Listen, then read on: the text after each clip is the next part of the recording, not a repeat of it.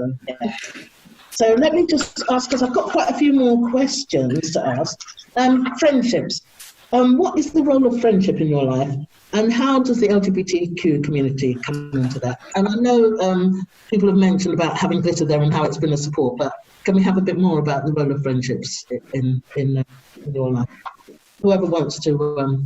Well, I have been in the UK for almost 10 years, and in a sense, glitter and friendships that have developed through glitter have been my family. So it's like a substitute family. And me taking on a more face-forwarding activist role, I think is part of my nurturing side and supporting my own family, if that makes sense. So it's not a parental role that I'm kind of taking with glitter, but it almost is in some aspects. So it's not very far, friendship and family for me, because of loyalty and because of the support that I receive and I give. So if that's helpful. Yeah, that's very helpful. Thank you. Who else would like to go? I think I echo with what Wanya said, because I've been in the UK for, over 10 years now. Like, friends are my family. It's so important to have a healthy and supportive network around me, because, my family is thousands of miles away. So having glitter or people who get me, who love me regardless who I am, is super important to, stay healthy and, yeah. Thank you. I agree. I think it's really, really important to have friends, to have friendships that are going to support and sustain you, because first of all, from what you will say, from, three of you, I think. Sarah, were you born in this country or have you come over as well? I was born in this country. Yeah, so I was going to say three of you have come into the country. So that in itself is a big thing, because then you don't have that base of, people you don't have like old school friends in here and all that sort of stuff. So I think that's really important. I didn't ask you, Aisha, were you born here? Yeah. Aisha, or yeah. So a bit half and half, because I was born here as well. But yeah, it's really important, I think, to have friends that you can talk to about all the innermost things that go on, and a lot of people don't have that. So I think having something like glitter is really, really good. And in fact, that's how I met my good friends, I would say, through groups like, late 70s, because other people I knew didn't always understand certain things, or if not even didn't understand. I remember there was a lot of homophobia then. I remember somebody that I knew, that I thought we were quite friendly, told somebody else, who was a relative, that I was a lesbian. And it just escalated. And that also happened at work, actually, where people stopped talking to me and, things like that. And I couldn't quite, it took me a while to realise what was going on. But, I think because I would never do that to anybody, I wouldn't understand why people would ostracise me. So then later, when I got more into the women's movement and, black lesbians, met black lesbians and joined the black lesbian group, I have had some friends that I've had since, the late 70s, early 80s. And it's been really uplifting, supporting, grounding, everything, because at least, if there's a difficult area, you can go and talk to them, or you can explore things, discuss things, debate things in a way that maybe you can't with people that don't fully understand the whole picture. So I really think friendships are really important. Yeah, just to add a point to that, I would like to mention Kural here. Thirukural is a book written by Thiruvalluvar in Tamil. There is one particular stanza where he is written like, Udukka ilandavan kai pola, ange idukkan kalaivadam natpu. So the meaning of that is, for example, when the dress slips off from you, your hand will go and hold it tightly. Similar way, a good friend will hold you during difficult times. times. So really, friendship means a lot to me because I was in a place where, kind of a complete emotional evacuation. I was suffocating from that. And really friends were the ones who bring me back to normalcy. And of course, there are both women and boys as well who really helped me a lot to come out. And I have come across some alpha males, to mention like Karthik. He had a huge impact on my life. And also coming back here to Cardiff, I was feeling kind of isolated, kind of fish out of water. And when I found Glitter, it's a kind of a place where I could ventilate my emotions and things like that. And also I would like to mention, like, we went for the Bristol parade and I was a bit confused. That was the first time I was totally out as a woman. And Aisha was standing by me, like when I want to use the restroom, I was really confused about how people will react to it. But when Aisha stood by me, I had the confidence, I had the confidence to carry forward myself. And really, Glitter helped me a lot in coming out in UK because I'm new to UK.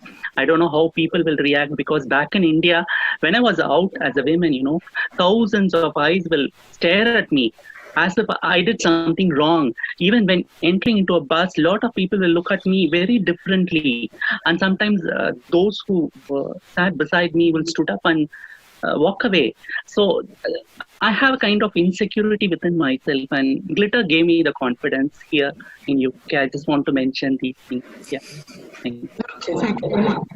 And Rania and Zara, because I know that you're officials of Glitter, I hope you're taking all this in because I think it's really, really important for people to hear, but for you to hear that, it's only through organisations like this that, that changes are going to happen and people are going to be able to feel I get teary now hearing you, Saha. Sorry. Thanks. Okay, so these questions are relating to belonging. So how do you feel different places in your city affect the way you feel about your identity? And I suppose, in a way, it's thinking about, where you go. And I don't know South Wales, so I'm not really sure. But, how would you say? I think a lot of basically all of the queer public spaces are like pubs and clubs, which, as we discussed earlier, are not for everyone. Glitter had BAME Pride at Catay's Community Centre, which is a community centre in the middle of Cardiff, and it hosts loads of sort of community events, and it's a great space. We also mentioned earlier that these sorts of spaces are going away, and I think,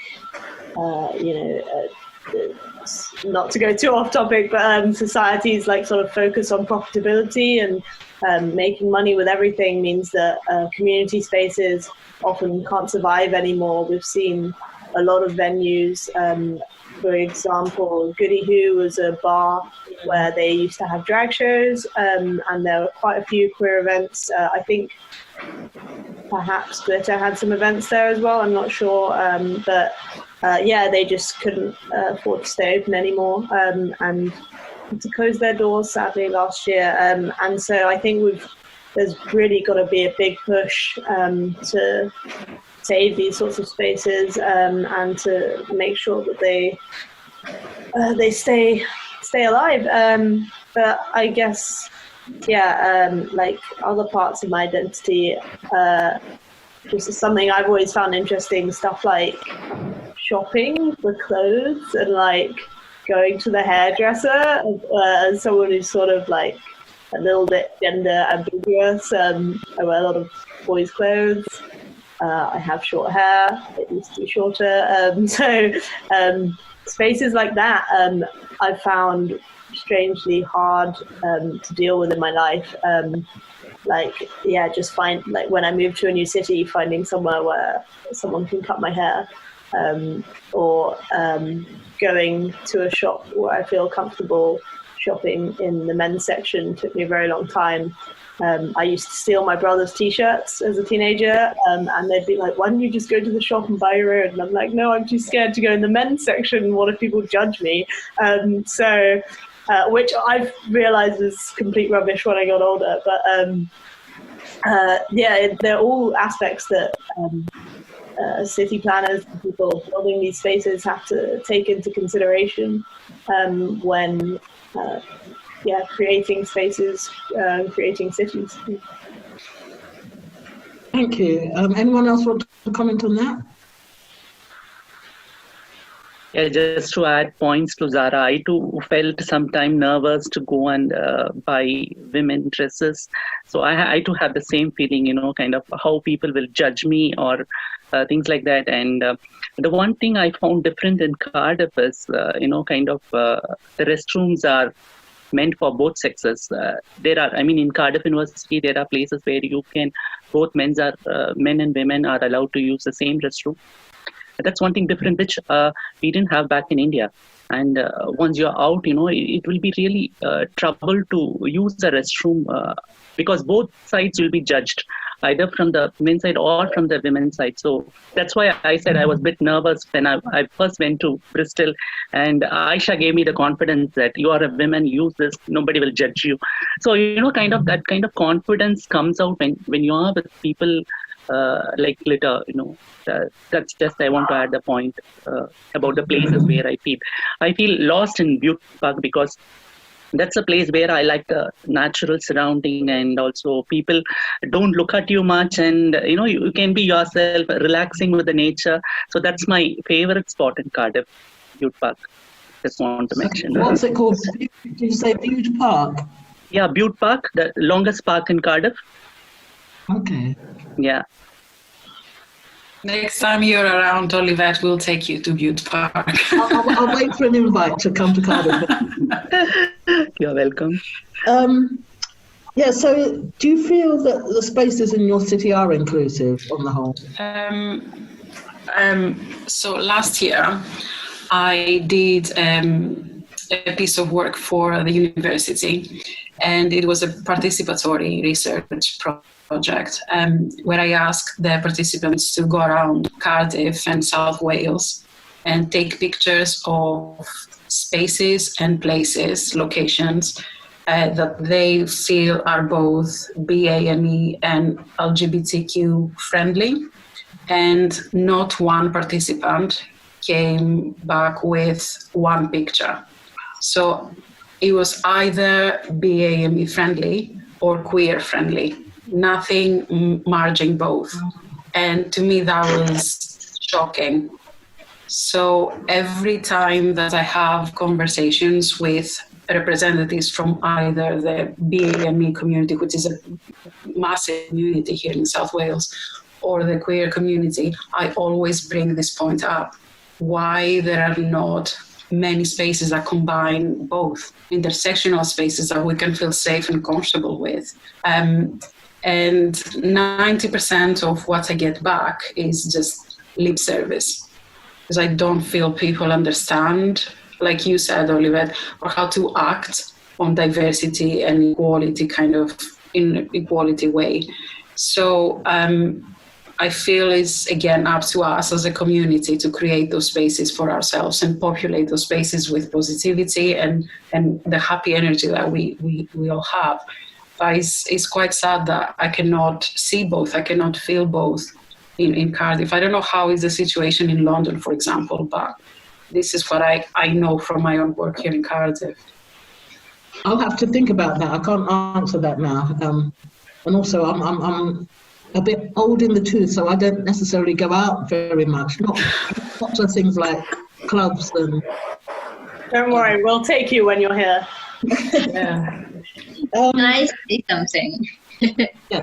Because I'm based in London, I moved here about 2 years ago. I have not found anything that's similar to glitter, and I've spoken to some queer friends, and they said, "Oh, but London is so diverse anyway."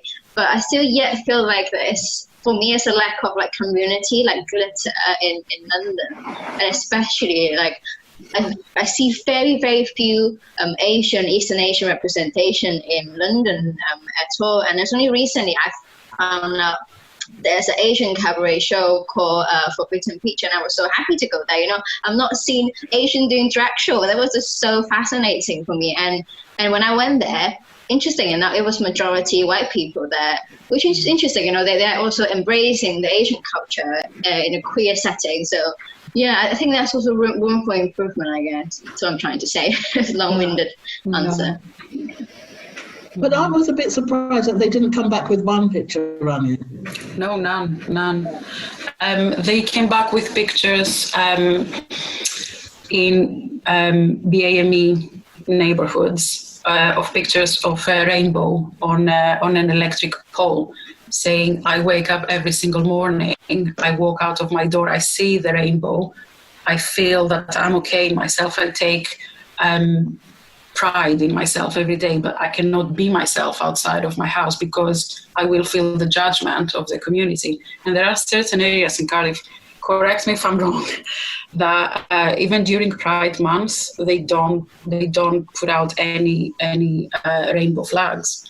And these areas are majority BAME.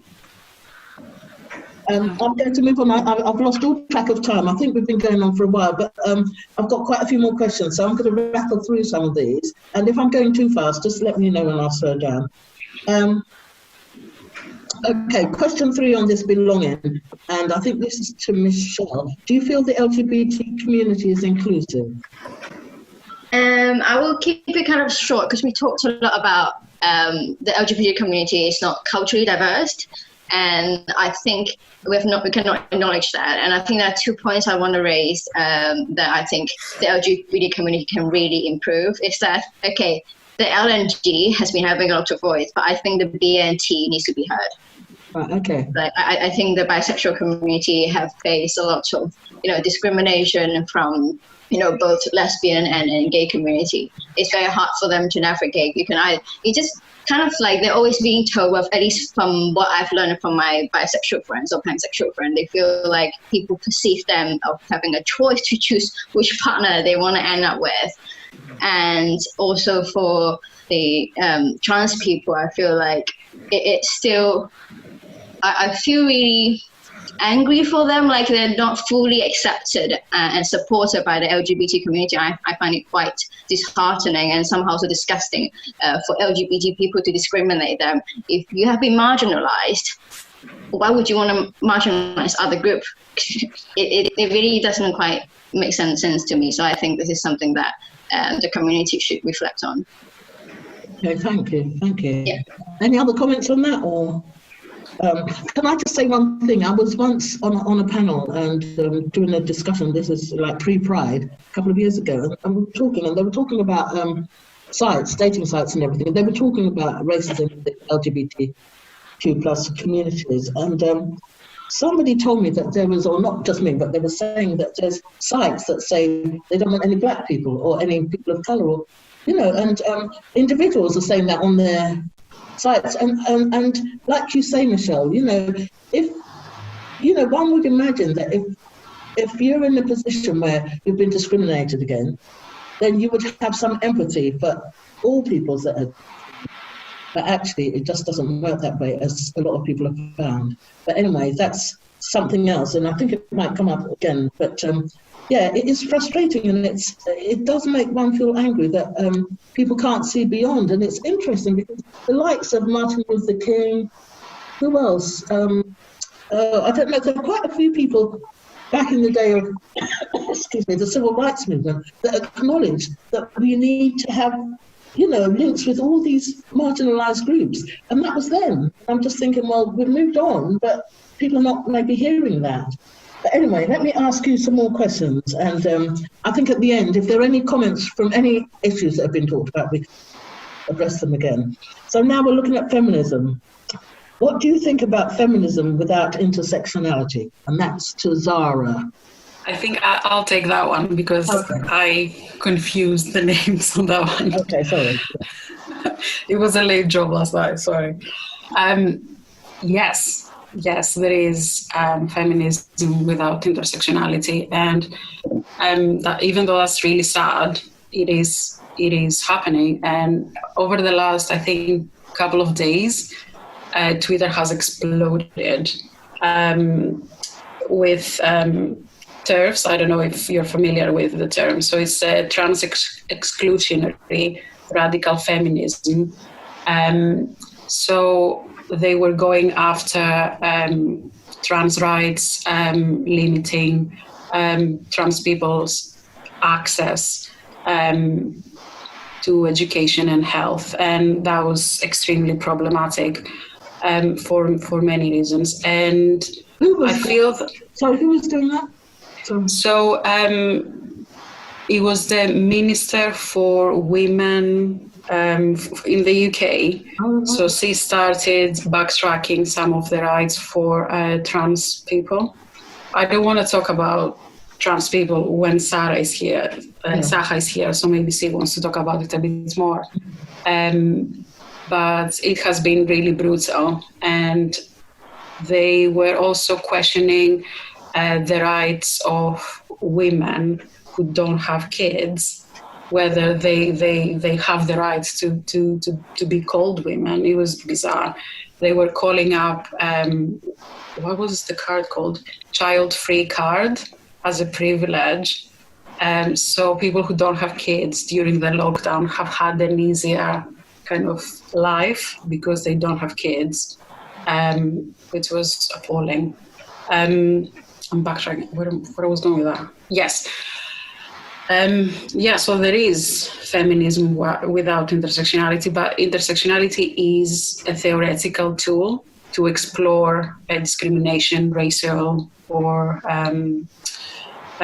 class or gender.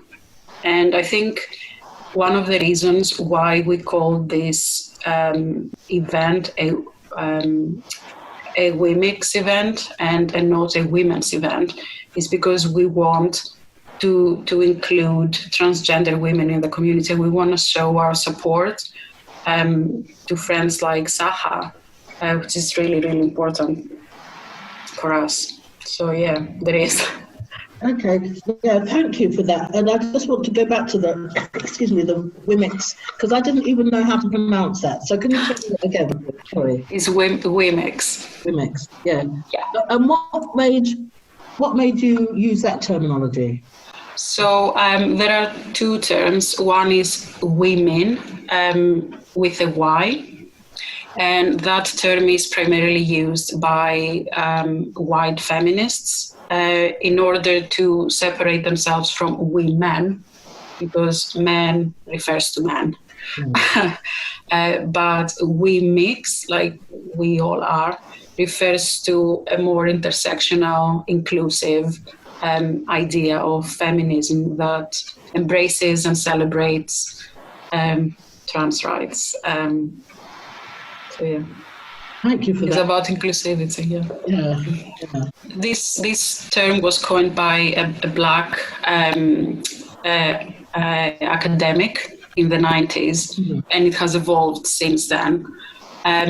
But she was the very first one who used it in order to explain and kind of relate the experiences of Black working class women. And all the different all the different kind of layers of discrimination that they have to face in their workplace. And then the term kind of traveled and it kind of expanded in a very substantial way since then, to include disability, trans women's rights, to include everyone who identifies as POC or the AME, basically. And I'm getting a little bit annoyed because I start seeing that term used in policy documents without really seeing how it's going to be applied in real life. And that really bothers me. It seems to be like a checkbox terminology. So if you cover intersectionality, you've covered it all. And so I think that's my feeling as well. That's you put it really succinctly, and that's my feeling, which is why I get frustrated with it. I think because it's yet another word, because when they introduced all this tick boxing, African, Caribbean, Asian, this and that, it was, if you fit the bill, and Sarah, you said, when you had a job, you fit this tick and that tick. And then it's almost like, we've done our duty. And that's how that's how some of the data is gathered. Okay, we've got these, So in a way, it's like covering themselves, but actually what are they doing about the issues as such? Exactly. So for me, as a social scientist, it's extremely important to be an insider and do work, field work with my own community, because I understand the issues that we face and I am able to translate them for policy and for kind of academic knowledge. And this is something that I kind of struggle a little bit to convince people in my career that insiders should be doing inside kind of work, because we're not checking boxes, we're talking about people's lives. Absolutely. Thank you for that. So we're on to BAME LGBTQ plus future. So what steps should we take to make our society more inclusive towards BAME LGBTQ plus women? Again, one of the questions asked by the audience was also, what are your thoughts as BAME LGBTQ plus women as a group of people who are marginalized but united as ever? So this is like to say, like, why trans women back in India live as a group, because when they go alone, it's a kind of insecurity. Anybody could attack them. So always, if you see back in India, trans women always live in a group. They live in a kind of hierarchy. There will be a mother, father within a trans family, and also child, grandchild, so on and so forth. Because when the society totally avoids them, they form their own families. So I would like to mention here that thing. And also one of the poem written by one of the transsexual Kalki, I would like to read it, which portrays how a trans woman is in India. Shall I read it? Okay. Yes. I will read it in Tamil, as well as I also have the translated version. I could mention that. திருநங்கை என்பவள் சக்தியின் வடிவம், அவள் வரம் பெற்றவள், பாலினமற்ற தேவதை அவள், வாழ்க்கையே வழியாகி போனாலும் சிரிக்கும் வித்தை அறிந்தவள். அவளுடைய பிறப்பு தெய்வீகமானது, அவளுடைய வாழ்க்கை ஒரு முடிவுறா பயணம், வெறுமையை விளக்கி முழுமையை அடையும் பயணம். திருநங்கை இந்த உலகத்திற்கு கொடுக்கும் கொடை யாதெனின் அன்பு, கருணை, பரிவு, ஏற்பு, தாய்மை உணர்வு மற்றும் தளராத நெஞ்சுறுதி. திருநங்கை என்பவள் கடவுளின் மகள். Let me translate it. A transsexual is a form of goddess Shakti. She is endowed with a boon. She is an angel without any gender. Amidst a painful life, she knows the art of laughter. Her birth is of divine nature. Her life is an endless journey. It's a journey where she suppresses the emptiness and attains the entirety. A transgender embraces the world with love, mercy, sympathy, joy, beauty, sovereignty, acceptance, motherhood, and an unyielding confidence. A transgender is a God's child. For those who label us as a women who can't beget a child, I would like to mention that there are women, genetic women in this world who can't beget a child. Reproduction is a choice. It's not given as a natural birth to any women, So for those parents who avoid their children just because they belong to LGBTQ community or they are a transsexual, I just want to ask you one question. Do you love your prejudice or your child? Think about it. Wow, that was very powerful. Very... I don't want to clap. It was beautiful. Thank you, Zaha. Thank you so much, Zaha. Thank you, Michelle. Because it was with too much hard feelings, every time we are suppressed by the society in means of equality. Neither we are considered completely by women nor by the men. And it's always like kind of being in the edge, always being we can't be outspoken many times because we are devoid of rights, basic rights, right? Like once the puberty, like there was a confusion. The body always fights with the soul, which is real, and you want to go into the real, and there where you are pushed out, and when you pushed out, there is an emptiness. There is a total emotional evacuation, and the family is also not supporting. So they go and form own family with other transsexuals. That was happening in India. And the choice why I didn't make that is I don't like both of these jobs which are destined, so-called destined to trans women, either a begging or a prostitution. As a child, one of my teacher asked me, "You are a born prostitute, you are a born beggar." I said, "I will rewrite your theory. You are wrong." It was so much humiliation that he said these words in front of the entire class, and the entire class were laughing at me, and I felt so much humiliated on that day, on that particular day. So I just want to ask the society back, why you think we are wrong? There is nothing called normalcy. We are all in a spectrum. There are variations. There are variations in sexuality. There are variations in gender, but it's a spectrum. There is nothing called normal. There is nothing called black and white. Please go on, rethink yourself and make your decisions. That's all I can say. Better loving your prejudice, love your kid, love your neighbor. Love is the thing which you could give back to this world. Without love, this body is just a skin covered with a skeleton. That's all I want to say and emphasize. Oh my God. That's very powerfully put, Saha. And I could feel myself having to fight away the tears at what your teacher said to you. And I think no teacher in any country in this world should be talking to children like that. And so the fact that you have come so far, I commend you. That's all I can say. I commend you. I think you've done brilliantly well. And, I just commend everything that you've said so far, because not only have you managed to overcome all the prejudices that you had to fight, but you've also been supportive of others. And I think if other people followed your example, the world would be a much better place. Thank you, Oliver. Really, I'm looking forward for the change to happen in near future. Yeah. Wow. Ooh. Okay, so allies. What action do you want to see from allies going forward? Yes, hard to follow up from what Saha said. Very inspirational. I sum up 3 very practical things. I hope the ally can, take on board. First of all, don't just be an ally one day a year on Pride. Be an ally 365 days a year.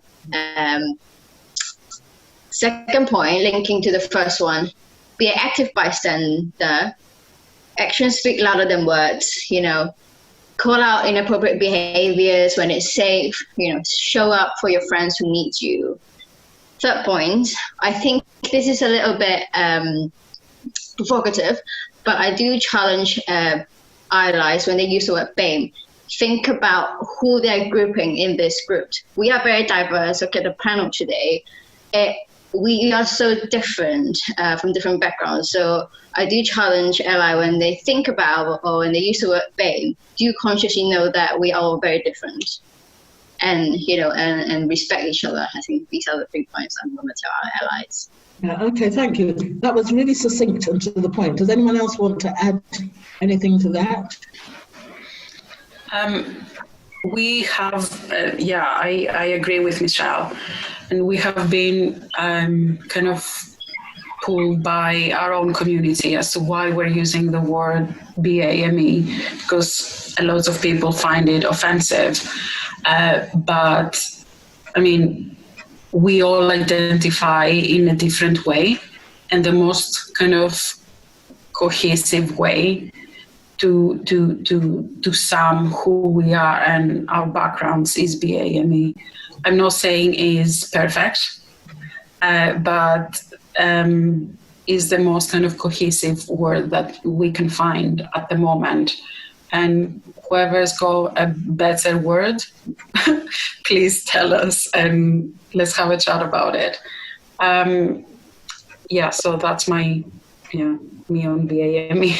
Okay, I'll add to that, because there have been other labels which seem to have just been transported onto us, and it makes you wonder who comes up with these things. So I must admit that I don't feel comfortable with it, but as you say, it's like a shorthand, and those people in the know, and it's those people in the know, they know what it means, those people, those communities, I should say, because I don't know if people are not from those communities, like Michelle says, I don't know if everybody does know, but for want of a better word or phrase, what do we do? What I would love to see is us from those communities coming up with something. Until such time, we wait and live with hope. That's a good point. I wanted to make a point going back to the allies and what allies can do. I think it's very much about understanding yourself and realizing that if something's called structurally racist or institutionally racist, that doesn't mean that everyone in an institution is racist. It means that the positions of power there are protected, and that it is hard for people of color, BAME people, to have any meaningful role there. I mean, there's always criticism of positive discrimination to help, but I mean, it's so necessary. There are so many boundaries holding back BAME LGBT people from the moment you're born all the way to when you come to that job interview, and it's important to educate yourself and to take that into consideration when you are working at a company, or when you're serving someone in a shop, or when you're talking to someone at a party, and to understand, to take it upon yourself to understand everything that's happened as well as you can, or that may have happened in that person's life already, and to educate yourself, I guess. Thank you for that. If I can just quickly, and there's only, I think, only 3 questions left. These are the audience questions. So 4 questions. Right, so this is gender, and then the last set of questions are on community. So is gender more stigmatized than exploring sexuality as POC? And that's to Aisha. I think kind of, so I guess kind of the sector that I work in is in terms of domestic abuse, and I do work, and we do have a lot of discussions around gender, specifically gender roles, how that manifests in society and how that affects particularly the women that come to the groups that I run. And I think kind of, even though kind of sexuality is being explored more and is being talked about more openly, I think society as a whole has a lot to unpack in terms of gender, in terms of what they see as masculine, what they see as feminine, because kind of regardless of whether you're heterosexual or part of the LGBTQ plus community, those stereotypes are incredibly harmful across the board. And as someone who has a child, so I've got a son, so I think it's particularly important to start having those discussions so much more in society, just so that people are aware of how other people are experiencing the world, how actually not linear. Zaha says it's not binary. It is very much a spectrum. There is so much grey, a beautiful shade of grey, but there is so much grey. And I think just people need to be so much more aware of that. Thank you. Yeah. Any other comments on that? I've always felt that when I talk about my bisexuality and also being a woman, I feel that this idea of grayness always comes up. So it's not something I'm not familiar with. And there is also this idea of, are you really bisexual? And how do you show that you are a woman? So all these questions are always directed, I think, and they are more harsh when they are directed to BAME queer women. And even from within the queer community, are you 50-50 or is it like 40-60? And why are you wearing a dress today when last week you were wearing dungarees? Silly things. So I think we have a long way to go as queer community and as the AME community to accept that, yes, you can be a woman and can express that in however many ways you want, and yes, also be queer or bisexual and lesbian and express that in however many ways you want. There is a lot of policing that is going on from within the community and outside of the community. So we need to, like you said, Olivette, find the balance and find who we are siding with and why. So yeah, I don't know if that makes any sense. Yeah, no, it does. And just to add, I think gender stereotypes right across the board are, if you like, social constructs. And there was an experiment, in inverted commas, done years ago, and a baby was brought into a room dressed in blue, and they showed you how the person played with the baby and dressed in pink. I think pink was first, and then blue, the same child, and they just looked at how, from a baby, the way people react to babies, very different depending on the gender. And I think there is something to be said just in that, that's almost like the foundations, from a baby, right up until what you mentioned, Vanya, in terms of inside our own communities and policing. And as you said, Aisha, right across the board in terms of domestic violence and everything. I think in our communities, again, I think, when we're looking at discrimination and prejudice, why are we putting that on ourselves? That is the big question. It is totally unnecessary. We don't need to do that. If I wake up in the morning and want to wear a dress, I've got a long flowing dress on today with a matching headscarf. And I just felt like to wear that today. Yesterday I had trousers on and, jeans and a jumper. And I think it's a small thing, but actually it's also a big thing when people want to label us and restrict us. And just a little anecdote from me. When I was first coming out, and I think I went to a bar on my own after having gone with a friend, because I'd never, been out. I mean, I was shy and, sheltered. But anyway, I went to this bar. I'll never forget it. It was called the Soul's Arms, and I think it was at Euston. And I walked in and somebody said, "Hello, are you Bush or Fed?" And I just felt so, I was just like, I didn't answer. I was in shock. I didn't know what to say. And then they must have seen my shock and walked away. But, that just goes to show that people often think in those ways, and we need to let go of that. Moving on swiftly, and if anyone wants to come back at the end, you can say that. I'm just conscious. Moving on swiftly, is gender dysphoria more prevalent when identifying as BAME LGBTQ? So how would you like to? The world has been tuned to only the black and white stuffs that, like kind of definite male, definite female. Even I have one experience as a geneticist. There was one woman who came to us who has been ordered through the court to test her gender. When we tested, she turned out to be XY DSD. We don't call them as males because they have disorder of sex development. Though there is a Y chromosome, there are other gene mutations which made her to be a female sex by birth. So that's not her issue. She has been brought up as a female and she has to be considered as a female. Neither her genetics says she's XY. So here where the higher officials questioned us, give a definite term.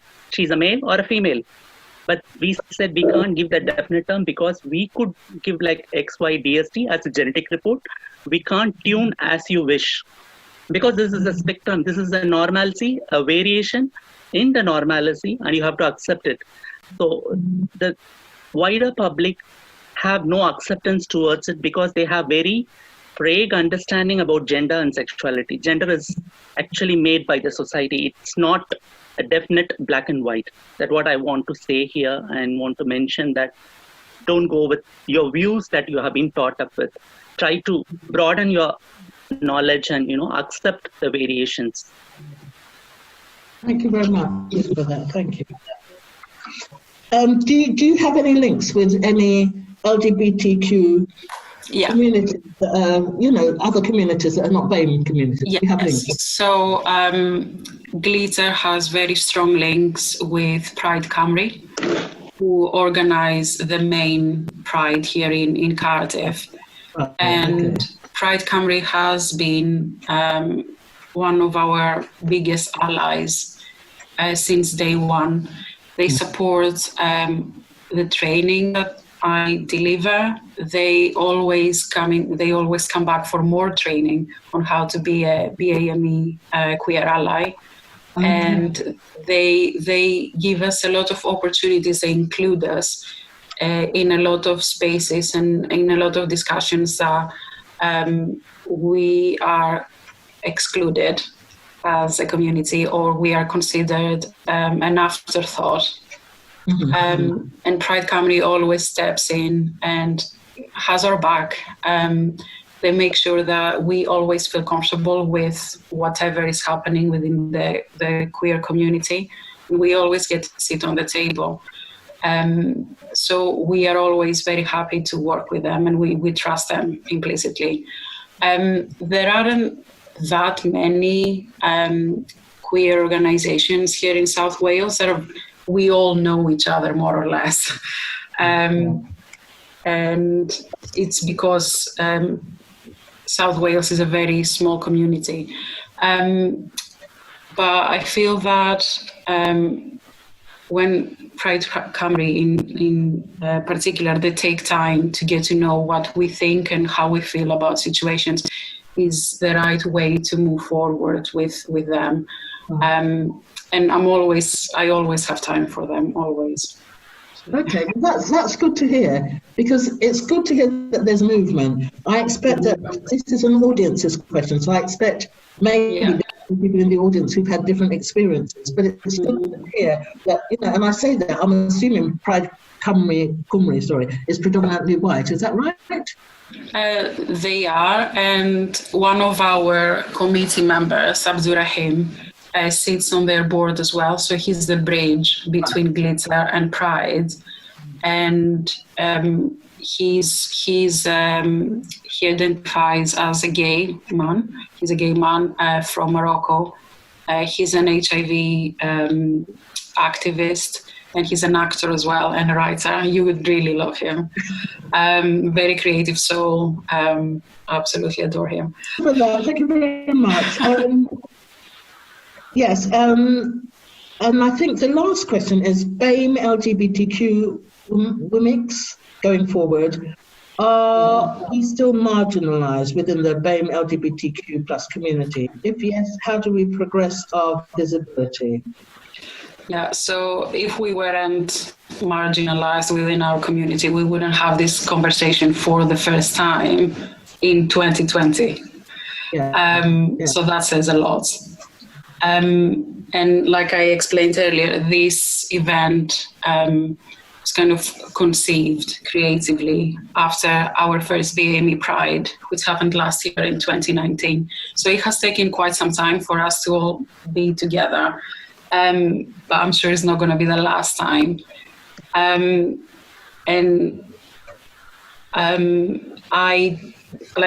said earlier, again, I decided to expand this kind of sisterhood and kind of multiply the energy, the womyx energy.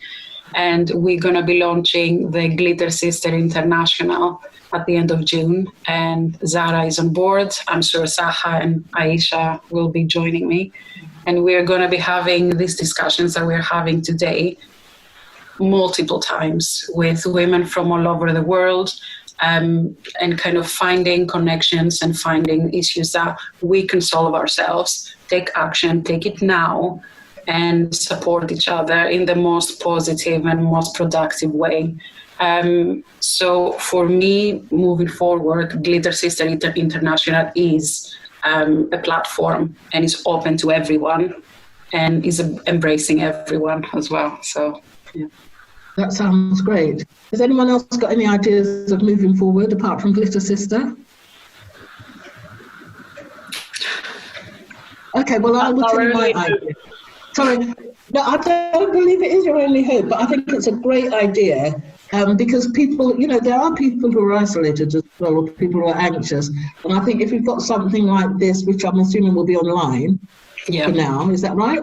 So I think it makes it in some ways more accessible to some people. Correct. Yeah. So that's one thing. But the other idea I had, and it might sound a bit zany, but it's about each of us as individuals making that commitment to ourselves, maybe again, just to make a difference. And I think in doing that, it can be in the smallest of ways or the biggest of ways, talking to somebody, encouraging somebody, speaking up, all those different things. And Saha, all of you actually are in the positions where you can make a difference, all of us in different ways are, I counsel and if I'm counseling somebody who's feeling, depressed, anxious about their sexuality or religion, conflicts, whatever, I'm going to try and be as inspirational as I can, as supportive as I can. And even though it's only one person, I'm hoping that that's going to build that person's strength and they're going to go on and be able to do more things. And so I suppose, even though it sounds a bit altruistic maybe, but I think we've got to understand that we have our own power, we have our own personal power. We can help to use that to support and encourage others, and also pool our resources and our ideas. So this Glitter Sister, it's a brilliant idea. I'm sure over time other things will evolve, and maybe audiences. I think, when this goes live, I think, put that to the audience of people that are there, people that are there, and see what they come up with, and let's build on this, because I think it's a great idea, it's a great initiative. Even having this, I think, has been great. I've learned a lot. I feel very inspired. I feel very humbled to be here. I feel, so excited by meeting you all, just such a diverse group. And, if I'm going to just sum up and say, look, I think it's been a really rewarding experience to be a chair, and I'm really honoured. I think you're 5 amazing women, and you've all stuff to contribute, and I just feel I want to give you all a virtual hug, and I'm not in a patronising way or anything, but I just think, the struggles are so many and varied, and I think we need to acknowledge that, and I think that's not acknowledged enough. And I really appreciate all of you and the work that you're doing and that you continue to do, and the influences that you're making, the ideas and thoughts. And all I can say is continue the fantastic work that you're all doing. And it was really lovely to meet you, albeit on Zoom, and obviously in a different time it would be different. Hopefully there will be a different time and we'll get to meet you. But thank you very much. And I think to the people who are looking at this as well, I hope they're feeling inspired and that there is support out there, and that we will achieve what we want to achieve. We can be the people that we want to be without taking note of the prejudices, because I think balance is more in terms of getting support. There are more people out there, hopefully, that are supporting us and, trying to challenge all the discriminations around. So thank you all. Thank you so much. Thank you. Thank you. Yeah, absolutely. I feel very privileged, to be honest, to be who I am. And I'm so aware that lots of people, especially BAME LGBT people, BAME LGBT women, who are not able to be their full self these days. So I feel very privileged and honored, and I hope what we're doing today will inspire more to be their full self. Yeah, thank you so much. Thank you. Big thank you to you all, and I'm going to name you, each of you. So Rania, Zara, Aisha, Saha, and Michelle. Big thank you to you all. It's been Thank you so much. It's been so wonderful hearing you talk about so many things, talking about early activism in the 70s and 80s. It's been so interesting to hear about. So thank you for being our chair today. You're more than welcome. More than welcome. A closing comment, Aisha, do you want to have a sentence or anything? I think it's just been an inspiration to be part of this panel with everyone here, and including you as well as a chair, just to learn from everyone, to learn from everyone's experiences, because we are not a monolith. We have completely varied experiences, and each experience is valid. So yeah, thank you all. Thank you. And Zaha, any closing comment? Yeah, it was really a good experience having you as a chair, knowing your experience, how it was in 1970s and how it has been evolved now. And still there are very few changes and, in perceptions. And it's really a nice experience to have various experience as Rania, Zara, Aisha and Michelle were documenting about their experience in UK as well as back in their home country.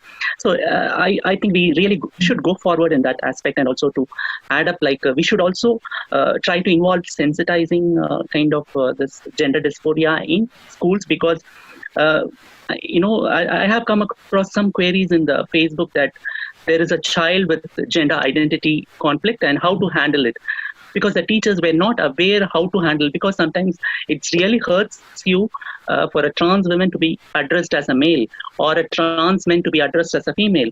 So these conflicts, I think these are the psychological issues that we have to sensitize the teachers as well as the other communities how to handle this. So this, I think we should also have this in our agenda, reaching forward schools.